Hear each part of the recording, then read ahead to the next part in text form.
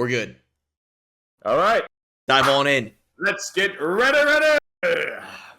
Let's do it. This is it. This is the final episode of Severance season 2. I almost can't believe we're here. I Think can't. about how much more meaningful this moment would have been if we started on episode 1. Yeah, I mean, at Instead least of- like 30% more meaningful than right I think now. even more than that. But I'm glad to be here with you anyway. Yeah, I'm glad to be with you here also, Mikey Johnston. It's been a long journey. The podcast started at humble beginnings, still humble, but you know, we've But done we're going strong. a little more. And don't get it twisted. This isn't the end of the podcast. There's No, still Some rumblings some rumblings. that we're going to be maybe watching The Studio on Apple TV Plus. We might Maybe something else. potentially One of something those two else. options. There's ideas. And you know what? If you want us to watch your favorite show, you can post it in the comments and maybe we'll watch it, or maybe we'll say, I'm not interested in doing that. This is a why would you suggest that? We might say that also. We might. Well, we won't say that. We just won't do anything. Yeah. So I've also been thinking, okay, we could hop on the White Lotus train, but the season's already almost over, and I kind of want to do a full season. We'll figure know? it out. We'll figure it out. We'll talk about but it's been great. Everybody loved the Mikey Johnston face reveal. They were so happy to see that. I forgot we even did that. Oh, that's interesting. Have you not watched the video? Oh, I watched. Well, I'm a Spotify guy. You know that. Oh, that's right. Okay, well, let's just say the watchers are raving. It's calling But it anyway. calling it peak. Oh, let's get into it. But Okay. here we are. Episode 10, Cold Harbor. So, very beginning episode. We start where we ended last episode. Well, not. We're back at the maternity cabin. Right, and we have our quarrels with that, I think, as a whole, with the Cobell thing. But yeah, go on. Yeah. But one thing I don't totally get, and I just want to, and maybe I brought this up last episode, was we learned with Gemma that Severance is not like a binary thing. It's room dependent or it's area dependent. It seems strange to me that they used the same Severance for Mark. Oh, the same consciousness. Like, at the who's to cabin? say Yeah. Mark's not becoming a third maternity Mark? Right. Like, how do they know? And why is that the way it's set up? It is interesting because they would have you believe throughout the show that it's like flipping a switch on or off, right? But then, you're right. With Gemma, she's got like 20 different things. But maybe that's a special thing to the That they've facility. only done for Gemma. Yeah. I could see that. Fair. Oh, and all though, I thought this was a very cool scene. With him talking to Shot himself. very well. Yeah. I mean, very unique. I don't know if I've ever seen that in a show before. Mostly because I don't think I've ever seen a Severance in a show before. But No, I thought it was really cool. I guess the only. So who do you think's in the right here? Should Innie Mark do what Outie Mark is telling him to do, or is that way out of line? I think. And for context, for any viewers who may not have seen the show, or have forgotten, Outie Mark wants Innie Mark to free Gemma and then reintegrate with him. Right. But Innie Mark feels like, oh, are you asking me to kill myself? Because my consciousness will be overpowered by your consciousness. Right. Which, probably you think of any 2 years of your life. But is that how it works? I don't think that's I don't how it buy works. that. I don't buy that. I also don't think that's how it works. But also, who knows? He doesn't know either. So it's kind of a, Outie Mark can't guarantee that to his Innie. So. Oh, for sure. I will say though, the honorable thing for Outie Mark to do, Yeah. is because this whole fucking thing is his fault. right? Mark is pure and innocent, and he made none of the decisions that got them into this mess. Huh. All Mark's fault. So I believe it's Mark's responsibility to A, free Gemma, and B, switch places with Mark. So Mark gets to be the Audi, and Mark either dies or has to go work at Lumen. I think it's the only fair way to do it. You could just go, every other day, if you switch off. Well, it's interesting. So then, do they both share the Audi life? Well, I don't know. They're being like reintegrated, right? So well, I'm saying maybe reintegration isn't fair. Maybe this whole fucking thing is Mark's fault, so he should have to sacrifice. Yeah, I was on Team Mark in that conversation. He's got a point. Yeah, and I feel like he feels very vulnerable and has no agency. But then he sits down with Cobell, and she also makes a good point, which is he's fucked either way. That's the unfortunate thing. He is just fucked. They're never gonna let him be with Helly because it just doesn't. She's an Egan. She is an Egan, and even if she wasn't, what are they gonna do? Put him in like a you have like. Yeah, or they're gonna live in the maternity house together? It doesn't make any fucking sense. It's like you send your innies on like a play date to fuck each other for the day, and then they go home. I don't know. It feels like we have entered the no good solution territory. Yeah. Where society just isn't set up for severance. No. And humans aren't built for this. So, but I do think that it's kind of out of line for Mark to be making the demands that he's making. Yeah, no. So I agree. Yeah. And the duality of him fucking up Helly's name when Helena does that to Gemma in the Chinese restaurant, says the wrong name. You think that was on purpose? No, I don't think he said it wrong on purpose. But it's almost like Mark got obviously very upset about Helena like saying the wrong name for Gemma. So sure. He says it to himself. It's kind of fucked up. I guess it shows that both of them just don't really care or understand. Yeah, it's they don't really give a shit. I thought it was funny. I don't know if you noticed this. It was like the maternity cabin, right? They cut to like these two little statues in front of the fireplace, and one's a pregnant woman, and the other one's just like a fat guy holding his stomach. Like a Dr. Drummond sort of situation. Yeah. Oh, I did not catch that. That's funny though. I thought that was pretty funny. They're pretty inclusive. It's like the pregnant man emoji at the maternity cabin. I don't think I've seen that one. Yeah. Okay. Well, I live in 2025. Thank you very much. The power of AI. Such thoughts have been banned. You're right. Now, all right, but at the end of this, Mark insists that he needs to be returned to the severed floor, and he is. Mm-hmm. He goes in. He has a little chat with Helly, and he's like, "Oh, I know what's going on. I know why this is such a big deal." Before that, I'm sorry to cut you off. You see this awesome painting. Of Rose Hollow.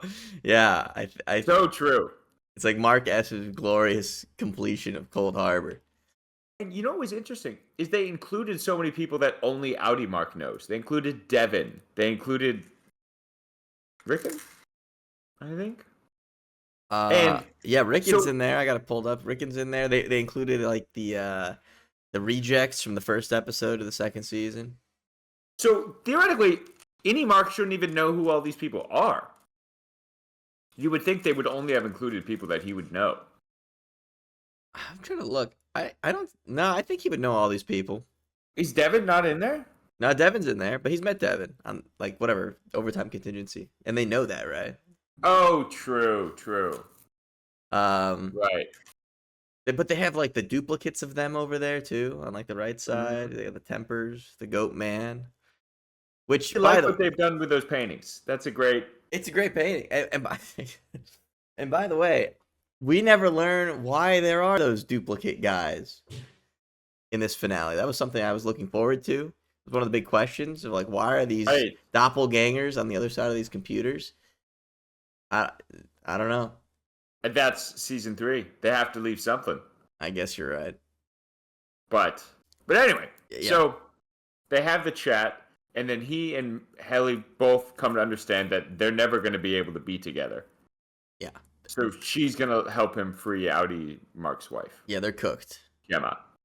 So, and then Milchick has just a fantastic scene. Loved the marching band scene.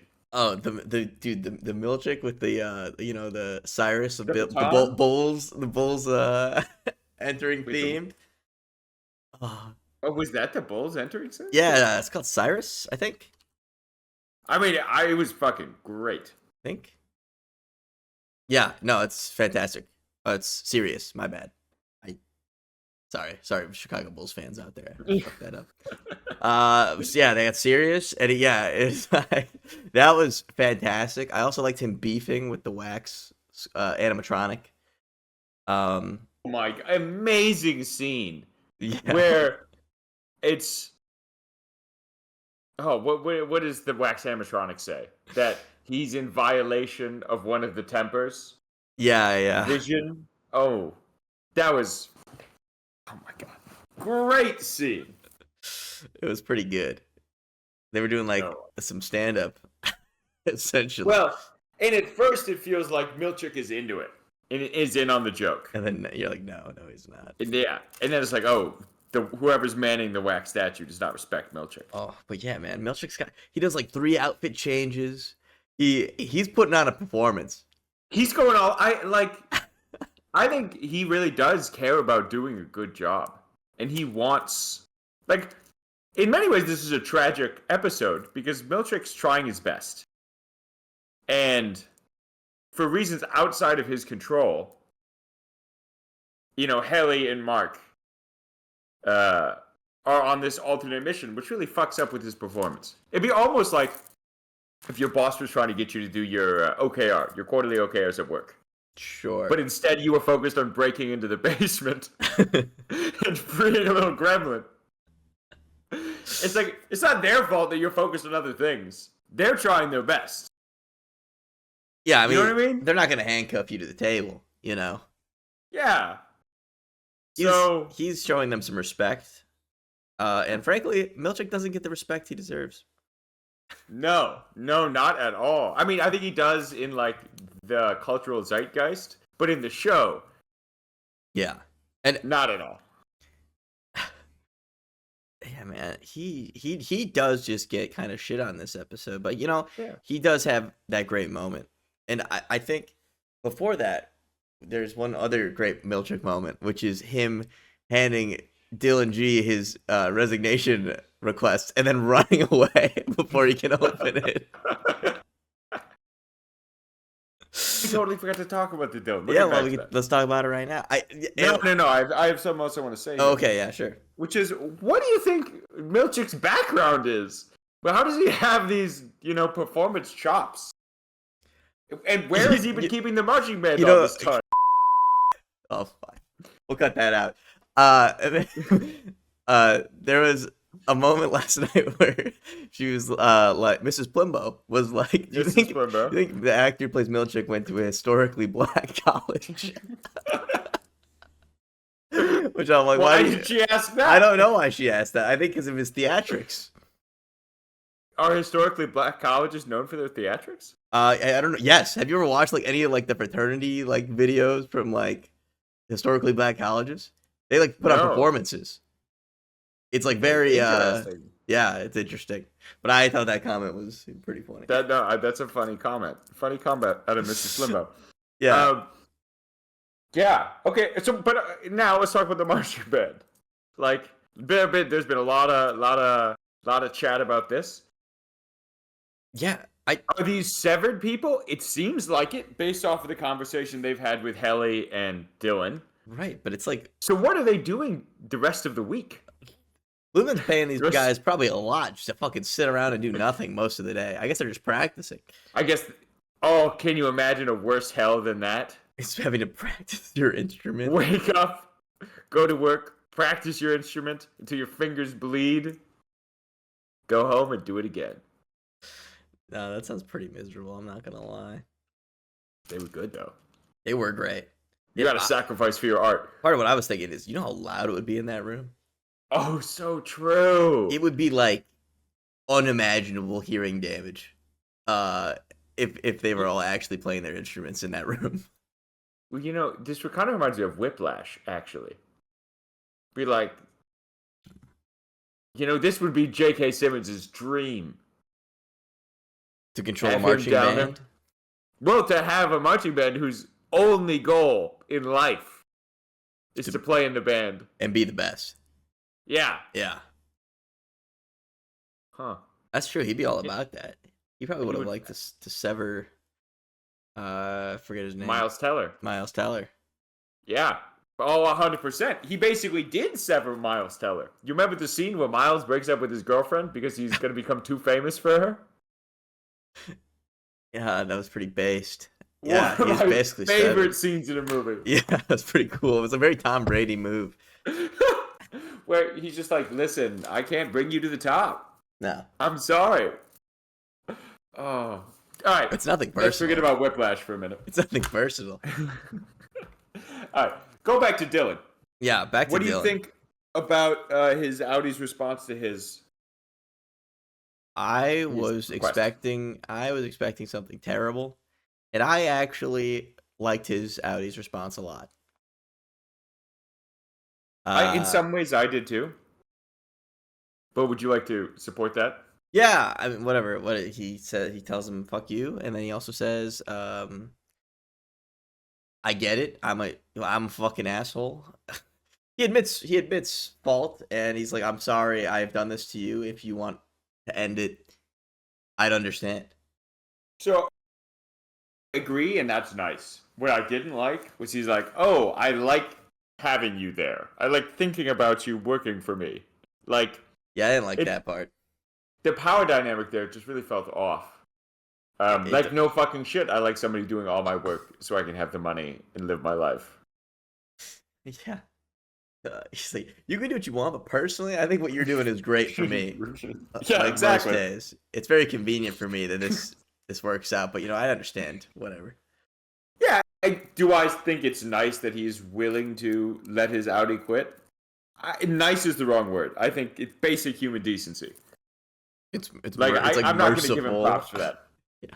Like, what's the alternative? If he says no, he's enslaved his inner self. So this is just one tick above deplorable. Yeah. But I did think it was nice. There was a nice sentiment in there, but I think when you consider the context, it's still kind of fucked up. No, I mean, it's hard to think about because we like all the characters, at least the innie versions of them. But the people that are doing this to themselves know 100% what they're signing up for, and it's really a fucked up thing to do. No wonder the fucking door salesman guy wouldn't hire him. He was he was that disgusted. I bet you that they're talking a lot about this on the national television, about how it's slavery and how it's...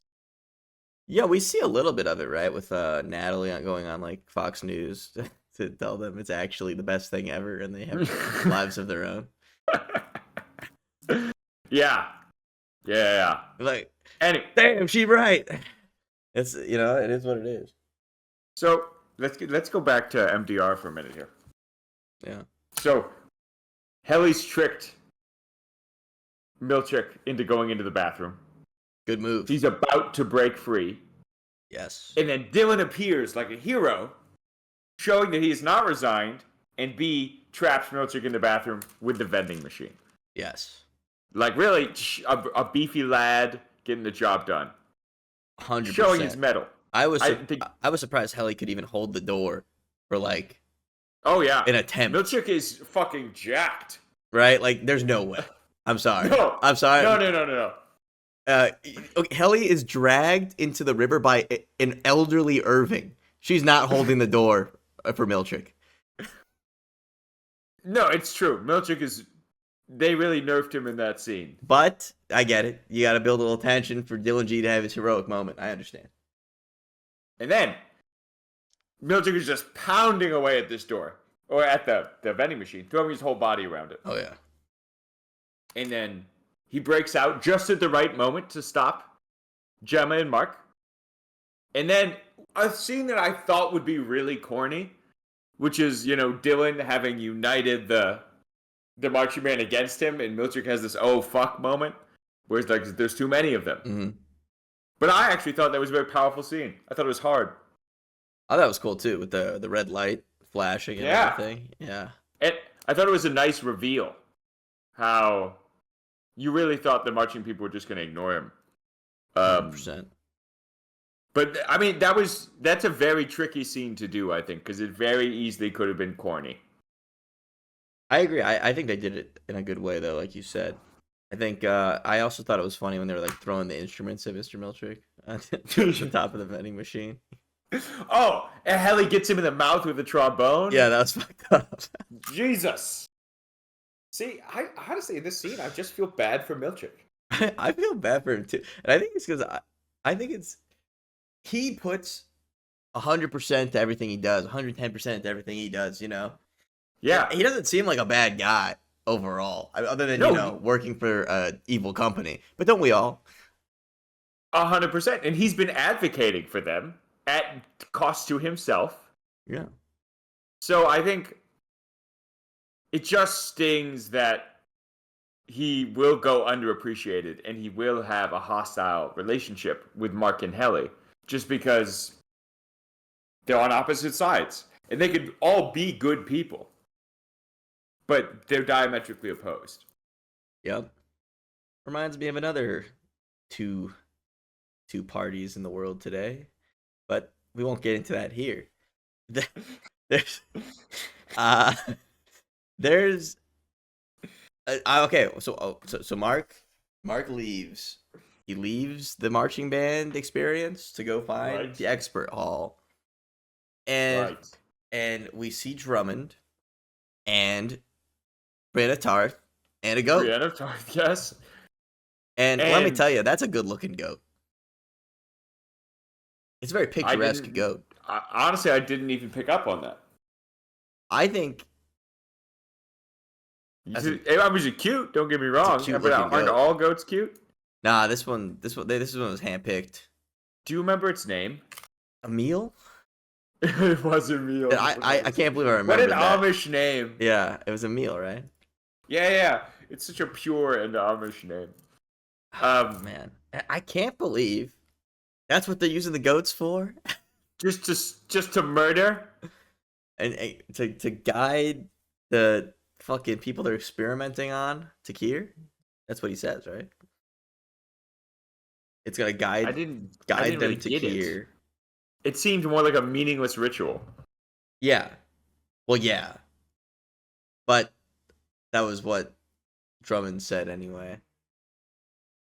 God, but Drummond's a just fucking real piece of shit.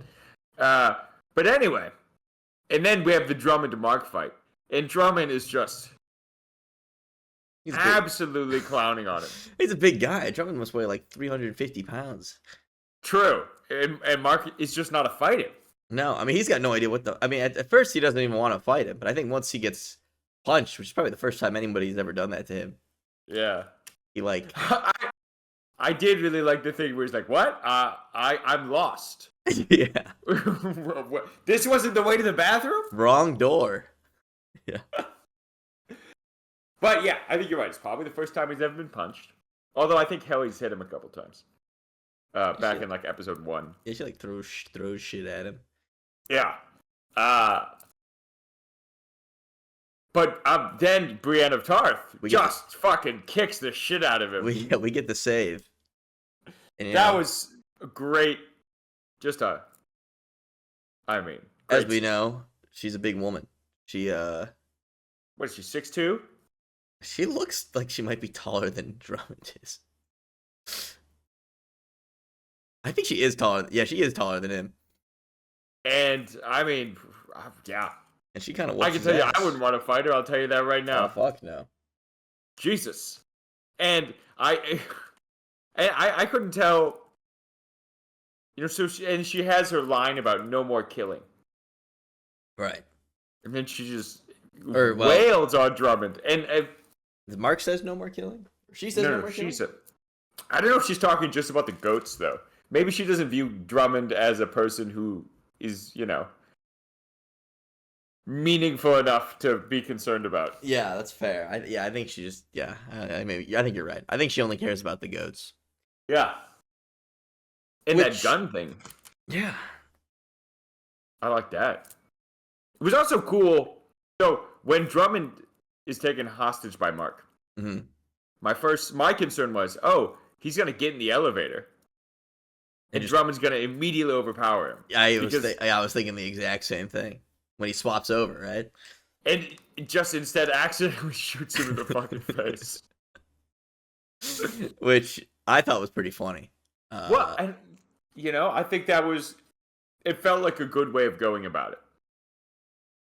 Because then neither of them really killed him.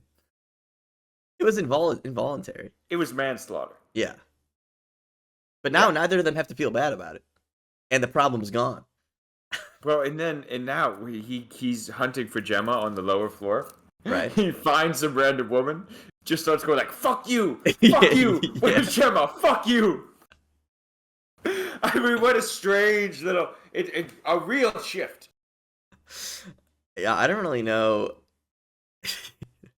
Part of his outie mark for all of his worldliness has not been put in the same stressful conditions as any mark. No, he doesn't know what to do. He also, whatever comes to covered in blood in the elevator. Yeah, we just killed this guy. He's like, oh, fuck. Damn. Yeah. So, all right. So that scene was funny. I liked. When he's like, "Fuck you" to the nurse woman, and then she just repeats the same fucking "Fuck shit. you!" I'm just gonna walk away. He's brandishing this gun at her with no bullets, and has already, fired the bolt. Yeah. I So mean, I don't know. I don't know. I thought that might have convinced her. She runs away from the guy with the gun. I would have done the same. Yeah, he's not gonna shoot me. I guess it worked. Called his bluff. 100%. And so he uses the tie or whatever to get into the Cold Harbor room. And let's talk for a second about Cold Harbor. Yeah. It's just dismantling a crib. Yeah, you would think. I thought it was gonna be a little more important, but it kind of just seems like the last one. I mean, I get it. I get it, right? She has the miscarriage. It's very emotional. It's something you could probably start to break, I guess, a artificial consciousness with, the strongest feelings or whatever, I guess. That's totally true, but she's already been exposed to Mark so many times that you would think that would be more of a... I would have thought. Yeah, I think so too. But, this is Lumen. Their methods are arcane. Who knows? And they know more about the human brain than we do. So maybe this made sense. Yeah, maybe. But I do agree it was kind of a letdown. It was fine. Maybe a little disappointing, just because we were theorizing something much greater. But you were theorizing that she'd have to beat up Mark. Well, Mark would. What were you theorizing? I was theorizing he would beat her up, and then they'd walk out and be like, "Do you remember?" It was pretty close. It was pretty close to that, actually. I loved Jamie Egan or whatever when he's like, "Fuck." Yeah, that was like how it contrasted that scene with the scene from the previous episode where he's talking with Helly and seems so powerful. Right. And now he seems so powerless. He's just another guy in a fucking Zoom meeting. We didn't talk about that, but at the beginning of this episode or close to it, right? He tells Annie Helly that he hates his daughter. And she's lost her way with Kier. Right, but he likes the Annie version of her. So this is just some fucking weird purity bullshit where I'm like I it seems like everybody loses their way with Kier after enough time. And the only way to be one with Kier is to have, be reborn and have your mind wiped. Yeah, I don't Like know. that's I an impossible guess. standard. Right. Then he's not one with Kier. Yeah, He's a hypocrite. 100%. He's like, Yeah, I thought after he said that he was gonna hand her a raw egg to eat.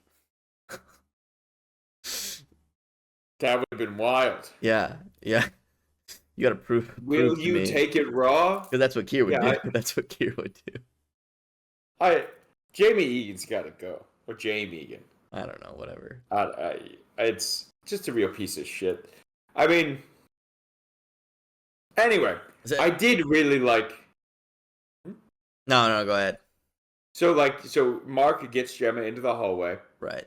He has to coax her out. Then it's clear she recognizes him, and they have this very beautiful moment of reunion after so long. Right. Where, and from her perspective, this is just another day. She had no idea this was coming. Yeah. So it feels very much like she's being rescued, which I guess she is. Yeah, 100%. And then I mean, what fantastic actors to go from the scene when they're in the elevator making out, and then transition into Innie Mark and Miss Casey, and then they're just. It really does show, I think, the range and like both of them, and I think Adam Scott does a great job. Also at the beginning with the camcorder, it is like he's like two different people. Yeah, I thought this scene was more impressive than that. Yeah, but what do I know? No, I think you're right. I mean, because it's whatever. It's one shot. They have to like change their expression or whatever immediately, right? Yeah. The camcorder's 2 shots, whatever. But and then anyway, so they're up. They're escaping. Yes. And this is where Milchick finally breaks out, and then we assume Milchick's going to come stop them, but Dylan and the marching band, hold them off. Hold them off, exactly. And then, so Mark convinces Gemma to leave through the fire escape door. Now, she leaves, he doesn't. So she's out yelling through the door, trying to understand what's going on. But he goes and he ends up deciding to stay with Helly. Right. Now, here's what I don't get. So now, she's just standing in the fire escape at Lumen. They're just going to grab her and pull her back in. She's got to get the fuck out of there. Like, immediately. What's step 2? Is there somebody with the getaway car? I don't know. I always feel like there's a suspicious amount of like low security, at least on the Severed floor. They've got like one guy. Well, they had one guy. They didn't even rehire a new guy after he died for security. I mean, maybe because they're so confident in their monitoring of areas. But if that's the case, then yeah, somebody's just gonna go grab Gemma outside. Don't get it. Yeah, I hope not, because that would, I was assuming Devin pops up or something and gets her out. I'm sure the next season Gemma will be free, but I mean, I guess let's talk a little bit about that. What happens now? What is the plan? You mean for Innie, Mark, and Helly? Yeah. Well, maybe the basement is big enough that they can escape and live. Because clearly there are undiscovered places. Right. Maybe their plan is just run and hide. I mean, it's a labyrinth situation, and Milchick is the Minotaur. Oh, that's cool. Oh, man, he prowls, they hide, and like scavenge for snacks. Yeah, but it's like Parasite. Seen that? You haven't seen that? So I'm gonna have to ask you to not spoil anything for me.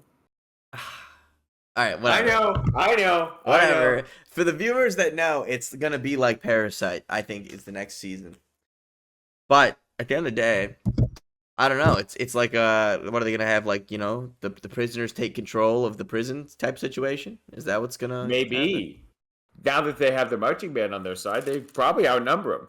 Pretty good. That's what I'm It's saying. just Milchick's the only muscle. That being said, you bring in like one guy with a gun, you take care of business. What do these guys have? Pencils? Even then, I mean, could they eventually win? Yes. But you got to keep in mind, they don't want to disrupt the business. I'm surprised Lumen doesn't have like a like gas release system in certain rooms to like knock everybody out. Or just flood the whole basement. Just flood it and kill everybody. We're starting over. I wouldn't be surprised if they have a backup plan similar to it, like a gas or a flood. Yeah. 100%. Yeah. So, anyway, I think I think we covered everything. I thought overall I enjoyed watching it. I thought it was a good finale. so did I. I thought it was very well done, and I thought it was satisfying, which was the biggest risk. Right. And I like how they kind of addressed we're not actually doing the whole reintegration thing. Yeah. Because I think we were all expecting that had already happened. I think there's even a scene where it's like, so yeah, when Mark's talking to himself and he's like, he tells Devin, he's like, it's not working. He doesn't believe that reintegration's even gonna work, and then he thinks it's bullshit. And Devin's like, well, is it? Well, is it? Like, isn't it? Like that's the viewer, because yeah, what the fuck? Yeah, yeah. I don't know, but I agree. Good episode. I'm gonna give this one an 8 out of 10. An 8? If there had been more Rickon, it would have been a 9, but there was no Rickon. We didn't see Rick and Hitler. I forgot about that. We didn't even see regular Rickon. Wow. That's true. I guess that story point's still open. There's still hope, actually. Rickon could be the man in the chair that we just haven't seen yet. There is more to Rickon, I promise you. They have set up too much. You heard it here first. They need a guy to replace Mr. Drummond. Oh, that's true. Drummond's dead. Yeah, they do need a porky guy now. So, I mean, you know who my first pick would be? I mean, he could be the Minister of Re-Education and Propaganda on the 7th floor. Minister of Re-Education. That's He'll nice. produce all the books. That's nice. I hope we get Irving back in the next season too. But I'm sure we will. In fact, I think the actor has come out and said he's coming back. No, all right. Well, there you go. Not to spoil anything. It's over. I'm gonna tell you how Parasite ends. So all right, I give this an 8.5 out of 10. I thought it was great. Not as good as the finale of the last season, but still great. And I thought, man, Milchick solidified as one of my favorite characters. This show has been a fantastic show of arcs, and he has had a really good one, going from being this terrifying villain who's super unsettling to, I think, being a very likable character. Yeah, I mean, what do we think about? Well, I guess we should do some. Or you want to do some next season predictions? Well, not next season predictions, but maybe some a season 2 reflection. I mean, did we like the second season of this show? How does it stack up to the first? I think watchers of the show will know that we liked the second season. Yeah. I still think number one all-time moment. Oh, shit, I'm sorry. I'm just breaking shit over in my apartment. Woe's Hollow. Irving drowning Hallie. That was probably the best, one of the best moments. He walks off into the forest. I have already won. Do what you will. It was just great. I'd say the number one moment. Yeah, I think that was the best. I'm trying to think of anything else. Oh, well, and you mentioned this earlier. I'm a little disappointed they never wrapped up what's going on with the clones. I was like, why are they even there? And also, by the way, just to complain a little more, Cobell didn't do anything. She talked any mark over, I guess. But like I feel like he would have done it anyway. I don't know. We got I that appreciate a character who's like, I'm gonna level with you. You are fucked. Because sometimes that's what you need. It's true. Somebody's got to tell you. Like, Audi Mark is never gonna say that. It's true. But Cobell is bad enough, and she's like, listen, you have no options. So you're gonna do what I tell you. And Any Mark doesn't like Cobell, but at the very least, I don't think she ever has lied to him about anything. She omits information, but I mean, I think she's telling the truth. Because in his heart, he already knows that he's fucked. It's true. He just needed to hear from somebody else. Yeah. It's a powerful negotiating tactic. Telling someone, you're like, you're what are you fucked gonna do? either way. Tell me what your options are. There's nothing. It's true. So, and what else? Like, you viewers of the show will know that I have enjoyed the Rickon plot lines quite a bit. I thought it was a very interesting move to turn him into some sort of, fascist author. We've come around to that, though. And I liked Natalie. She didn't show up a lot, but I think that scenes that she did show up in were very good. Mm-hmm. Like, to your point, when she's on Fox News. Yeah. Or when she's with Rickon, or when she has this, like, tight smile that's so uncomfortable. Right. It's like it's like she's in pain when she smiles. Or it's like she feels like she's being watched. Yeah. So she's going to smile because she doesn't want to offend you, but at the same time, she's not going to say anything. Yeah, I don't know. I overall, all right.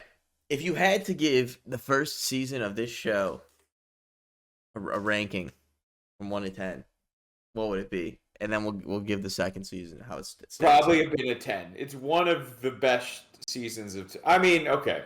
The problem is, if we're talking. I mean, is it as good as The Wire? Probably not. But it's damn close. In terms of how much I enjoyed it. Yeah. So maybe a 9.5. All right. I would give the first season of this show a 9. As a whole. Okay. And I gave this season of the show an 8. Which totally are good scores. They're both good scores. But that's where I'm at. But yeah, like, you could convince me that the first season was as good as Shogun. The second season was not. And it's much more difficult to do a second season, so that's okay. It's still a very good score. And I still enjoy watching it. Next season, it drops to a 6, we're going to have a problem. And let me let you guys know, you're going to hear about it if it's a 6.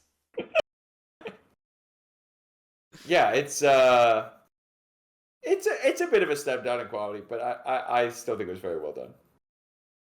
In part because now we know things, we have expectations. It's true, and it's not like it's not like the quality declined at all. It was like just like I think story wise a little less interesting. A lot of avenues they went down, as the viewers know, we didn't care that much about. So that's really all where it comes from. It's very difficult to maintain suspense for that long. Yeah. Because the first season has the benefit of being the first season. It's true. No hype, no nothing. You don't know what's going on. Yeah. Season, like, how the saying, a musician has their whole life to produce their first album and 6 months to produce their second. It's true. But still a good show. We'll watch the third season. It'll be all right.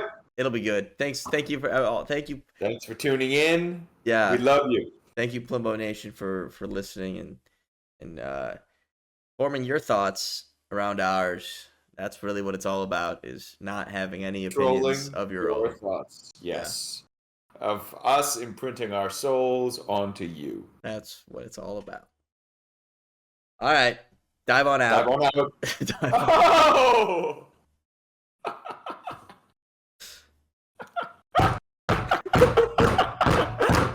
That's crazy.